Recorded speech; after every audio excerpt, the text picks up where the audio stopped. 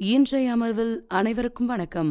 நாங்கள் ஒரு inspection chamber, ஒரு மேன்ஹோல் மற்றும் கள்ளி ட்ரேப் ஆகியவற்றை விளக்கப் போகிறோம். இந்த பாடத்தின் முடிவில் ஒரு இன்ஸ்பெக்ஷன் சேம்பரை விளக்கிக் காட்டவும், ஒரு மேன்ஹோலை விளக்கவும், ஒரு கள்ளி ட்ரேப்பை நிரூபிக்கவும். இதற்கு தேவையான பொருட்கள் மற்றும் கருவிகள்: measuring tape 1, spade 1, pick axe 1, mortar pan 1, trowel 1, spirit level 1, plumb bob 1, straight edge 1, tube level 1, crowbar 1, cement தேவைக்கேற்ப, பிரிக் தேவைக்கேற்ப, பிரிக் பேட்ஸ் தேவைக்கேற்ப, அக்ரிகேட் தேவைக்கேற்ப, ரிவர் ஃபைன் சாண்ட் தேவைக்கேற்ப, சிஐ ஃப்ரேம் வித் கவர் தேவைக்கேற்ப, லைம் பவுடர் தேவைக்கேற்ப. இப்போது செயல்முறையை தொடங்கும். இன்ஸ்பெக்ஷன் சேம்பருக்கு அரை செங்கல் தடிமனான மூலை சுவர் அல்லது ஸ்ட்ரெச்சரை லே அவுட் செய்து காட்டவும். வேலை பகுதியில் பொருளை அசெம்பிள் செய்யுங்கள். போதுமான வேலை இடத்தை வழங்க சாந்து கலவை தட்டு சுவரில் இருந்து சுமார் 1 மீட்டர் அமைக்கவும். ஸ்டீல் ஸ்கொயர் மற்றும் பெஞ்சில் அல்லது சாக்கை பயன்படுத்தி தரையில் எல் மூலையில் தளவமைப்பு செய்யவும். சுண்ணாம்பு பயன்படுத்தி உண்மையான மூலை அளவுகளை விட கோட்டை சற்று நீளமாக நீட்டவும். ஆள்காட்டி விரலை பயன்படுத்தி ஹெட் ஜாயிண்டை 10 மில்லிமீட்டர் சீராக வைத்து ட்ரை பாண்டால் முதல் போக்கை லே அவுட் செய்யவும். மூலையில் உள்ள செங்கல் அல்லது செங்கல் எண் 1 அகற்றி சாந்து கலவை பரப்பி இடையில் செங்கற்களை நகர்த்தாமல் மீண்டும் இடுங்கள். படம் 2. இறுதி செங்கல் அல்லது செங்கல் எண் 2 அகற்றி சாந்து கலவை பரப்பவும். லெவல் மற்றும் பிளம்ப் செங்கல் எண் 1 செங்கல் எண் 2 மற்றும் நேரான விளிம்பில் விளிம்பு மற்றும் பிளம்ப் விதியை நேராக்கவும். ஒரு லெவல் பிளம்பை பயன்படுத்தி செங்கல் எண் 3 இடுங்கள். செங்கல் எண் 1 விளிம்பை நேராக்கவும். ஒவ்வொரு பாடத்திலிருந்தும் அதிகப்படியான சாந்து கலவையை அகற்றவும். அனைத்து ஜாயிண்டுகளும் சீரான தடிமனாக இருக்க வேண்டும். செங்கலின் முதல் போக்கை வைத்து பிறகு சதுரத்திற்கு மூலையை சரிபார்க்கவும். இரண்டாவது லெவலுக்கு பாடத்தை சரிபார்க்கவும். போதுமான சாந்து கலவை எடுத்து ஒரு படுக்கையை போல் பரப்பி 3 அல்லது 4 செங்கற்களை அடுக்கி வைக்கவும். ஒரு ட்ரோவலை பயன்படுத்தி படுக்கையில் சாந்து கலவையை பரப்பவும். படுக்கை பகுதியின் நடுவில் சாந்து கலவையை இடவும். வேலை முடியும் வரை இந்த முறையை தொடரவும்.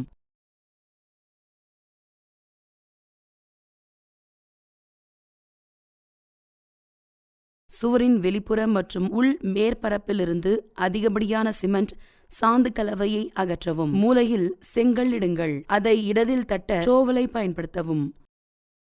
வேலை செய்யும் இடத்திற்கு ஏற்ப வரைபடத்தை படித்தல். வரைபட பரிமாணம் மற்றும் மட்டத்தின்படி ஆய்வு அறைக்கு தேவையான அளவு தோண்ட வேண்டும். வரைபடத்தின்படி கான்கிரீட் இடுங்கள். 1:4 என்ற சிமெண்ட் சாந்து கலவை விகிதத்தில் 75 செங்கலை கொண்டு செங்கல் கட்டுமானம் செய்யவும். உட்புற சுவரை மென்மையாக்குங்கள். கசிவு இல்லை என்பதை உறுதிப்படுத்த செங்கல் வேலையுடன் குழாயை இணைக்கவும். எந்த ஒரு வெளிப்பொருளும் நுழைவதை தடுக்க குழாயை தடுக்கவும்.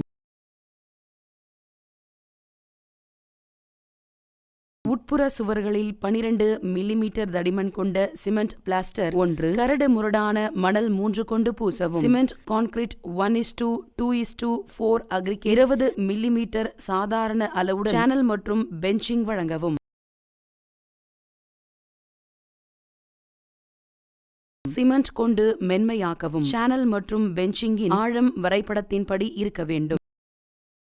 மேல் அட்டைக்கு சென்ட்ரிங் வழங்கவும். அட்டைக்கு வலுவூட்டலை உருவாக்கி சரி செய்யவும். வார்ப்பிரும்பை சட்டத்தின் மீது பொருத்தவும்.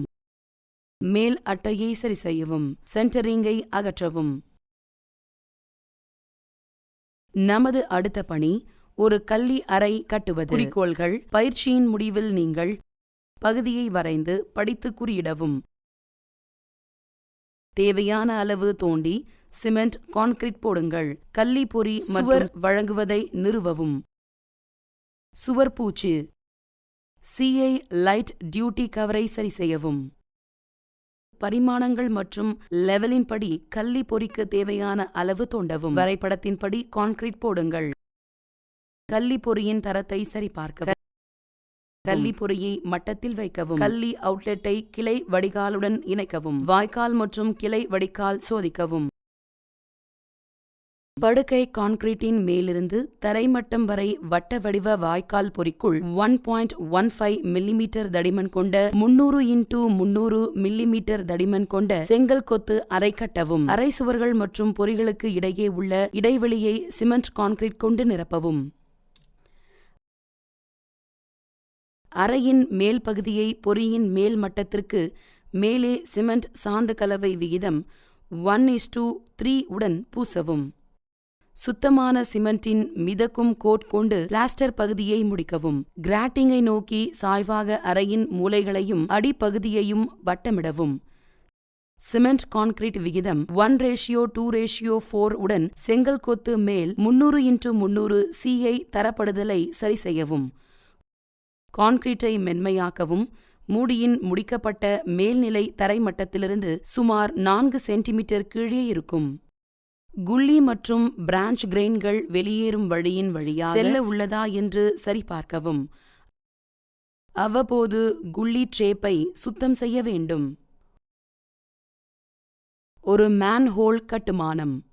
குறிக்கோள்கள்: பயிற்சியின் முடிவில் வேலை செய்யும் இடத்திற்கு ஏற்ப வரைபடத்தை படிக்கவும். தேவையான ஆழம் செய்து சிமெண்ட் கான்கிரீட் போடுங்கள். சுவர் எழுப்புதல், பெஞ்சிங் மற்றும் கால்வாய் அமைத்தல், ஃபுட் ரெஸ்ட் சரி செய்யவும். சுவரை பிளாஸ்டர் செய்து CI அட்டையை வழங்கவும். இப்போது சாக்கடை அமைக்க கற்போம். வரைபடத்தின் மேன்ஹோலை தோண்டவும். தேவையான பொருட்களை தயாரிக்க வரைபடத்தை கவனமாக படிக்கவும். வரைபடத்தின்படி கான்கிரீட் இடுங்கள். 1:4:10 என்ற சரியான அறை விகிதத்தில் அடித்தளத்திற்கு சிமெண்ட் கான்கிரீட் தயாராகவும். 1:4 என்ற சிமெண்ட் சாந்து விகிதத்தில் செங்கல் கட்டுமானம் உட்புற சுவர் மென்மையாக இருப்பதை உறுதிப்படுத்திக் கொள்ளுங்கள். வெளிப்புற ஜாயிண்ட்டுகள் மென்மையாக இருப்பதை உறுதிப்படுத்திக் கொள்ளுங்கள்.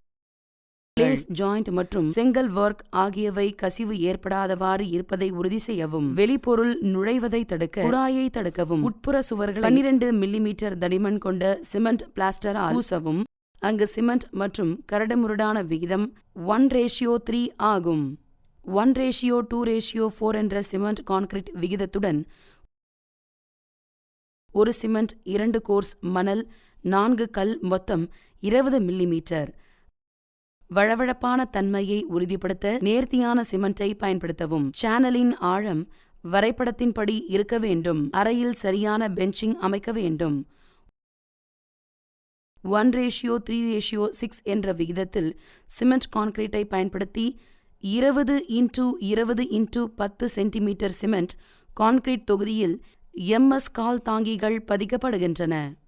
கால் தாங்கியை 40 சென்டிமீட்டர் இடைவெளியில் சுவரின் மேற்பரப்பிலிருந்து 10 சென்டிமீட்டர் வெளியே நீட்டிக் கொண்டிருக்குமாறு பொருத்தவும். இது ஒரு ஆழமான அறையின் விஷயத்தில் உள்ளது. ஃபுட் ரெஸ்டை நிலக்கரி தாருடன் பெயிண்ட் செய்யவும். மேல் அட்டைக்கு சென்டரிங் வழங்க அட்டைக்கு வலுவூட்டலை உருவாக்கி சரி செய்யவும். சட்டகத்தின் மீது வார் பிரூமை பொருத்தவும். மேல் அட்டையை கான்கிரீட் செய்யவும். வேலையை கியூர் செய்யவும். சென்ட்ரிங்கை அகற்றி தொகுதியை அகற்றவும். மேன்ஹோல் அட்டையை சரி செய்யவும். மேன்ஹோல் அட்டையை கிரீஸ் கொண்டு மூடவும். இந்த வீடியோவில் எப்படி என்று விவாதித்தோம். ஒரு ஆய்வு அறையை விளக்கி காட்டவும். ஒரு மேன்ஹோலை விளக்கவும். ஒரு கல்லி ட்ரேப்பை நிரூபிக்கவும். இதை பற்றி உங்களுக்கு தெளிவான புரிதல் இருக்கும் என்று நம்புகிறேன். அனைவருக்கும் நன்றி. அடுத்த வீடியோவில் சந்திப்போம்.